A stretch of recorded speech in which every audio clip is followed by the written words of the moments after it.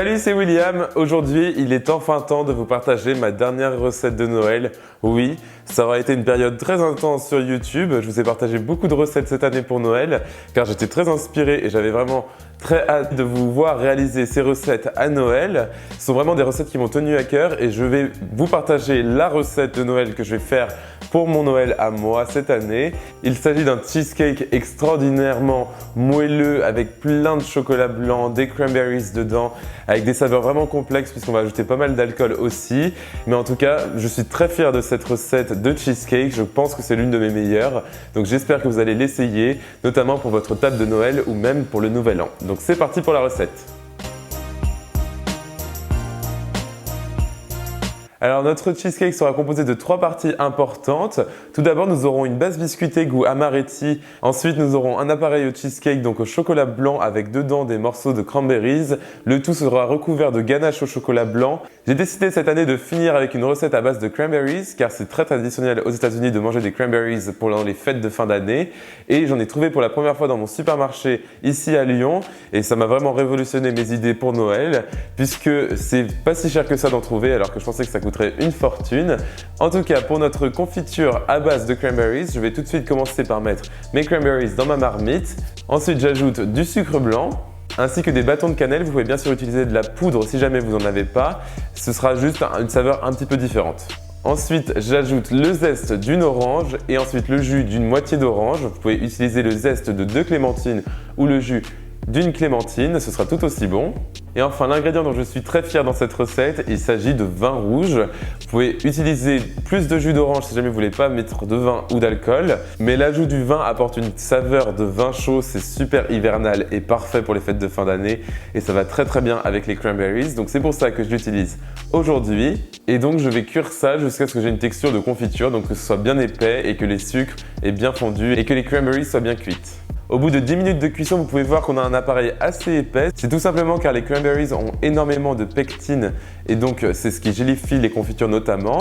Et donc je vais la laisser reposer intégralement à température ambiante et ensuite au réfrigérateur, le temps de continuer la recette. Alors maintenant, je vais passer à la base biscuitée de notre cheesecake et donc je vais utiliser des biscuits amaretti que j'ai fait moi-même.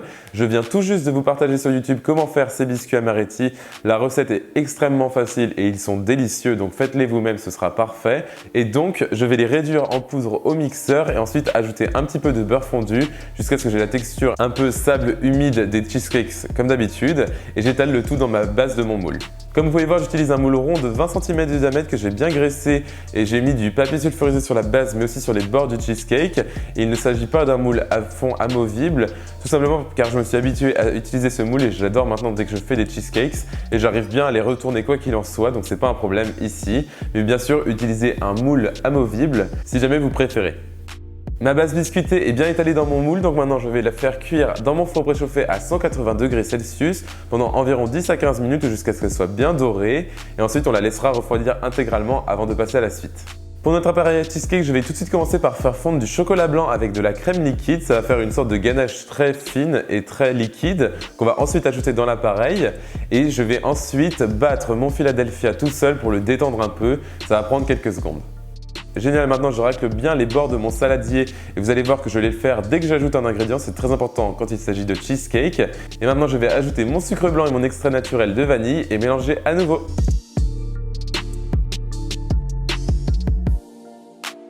Maintenant, j'ajoute ma maïzena et je vais la tamiser pour éviter d'avoir des grumeaux. De toute façon, ils vont se dissoudre dans la préparation, donc pas de souci à ce niveau-là. Maintenant, on peut ajouter les œufs et j'utilise ici 2 gros œufs plus 2 jaunes d'œufs et je vais les ajouter en mélangeant entre chaque addition.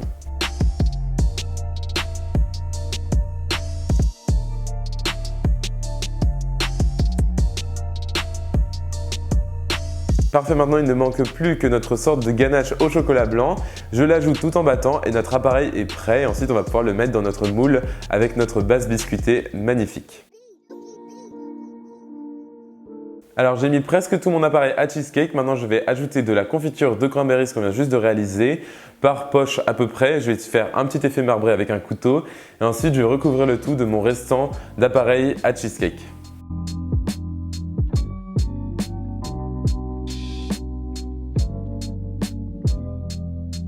Alors il est temps de cuire notre cheesecake et c'est la partie la plus complexe à chaque fois quand il s'agit de cheesecake puisqu'on ne veut pas de craquelage sur le dessus.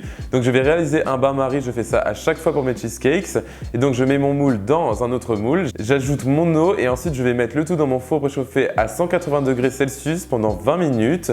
Ensuite je vais baisser la température du four à 150 degrés Celsius et je vais cuire mon cheesecake pendant encore une fois 1h à 1h20 jusqu'à ce qu'il commence à bien prendre et qu'il soit encore un peu texture flan. Et vous allez le laisser refroidir intégralement dans votre four, ça va prendre environ 1 à 2 heures. Et ensuite au réfrigérateur, toute une nuit c'est mieux, mais 6 heures ça fonctionne aussi très bien. De toute façon, toutes les précisions au niveau du temps de cuisson et de refroidissement sont sur mon site internet, donc williamskitchenblog.com. Et ensuite on passe à la décoration. Alors notre cheesecake a bien refroidi et bien durci, donc en fait je vais réaliser une ganache au chocolat blanc. Je vais vous mettre la liste des ingrédients sur mon site internet pour cette ganache puisqu'il s'agit exactement de la même technique que pour notre plus ou moins ganache qu'on a fait au début avec beaucoup de crème.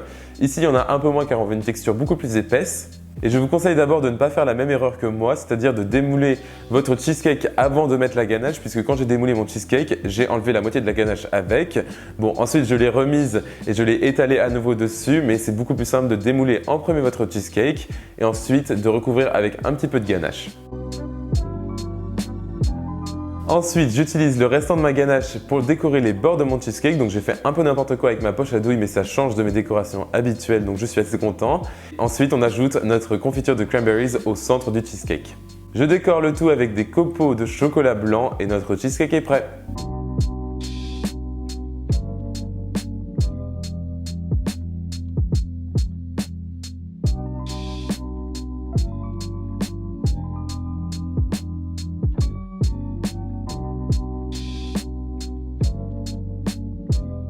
Et voilà, donc comme vous pouvez voir, ce cheesecake était quand même assez compliqué à faire, mais de toute façon, il s'agit d'un cheesecake, donc c'est toujours pas évident quand il s'agit de réussir la cuisson.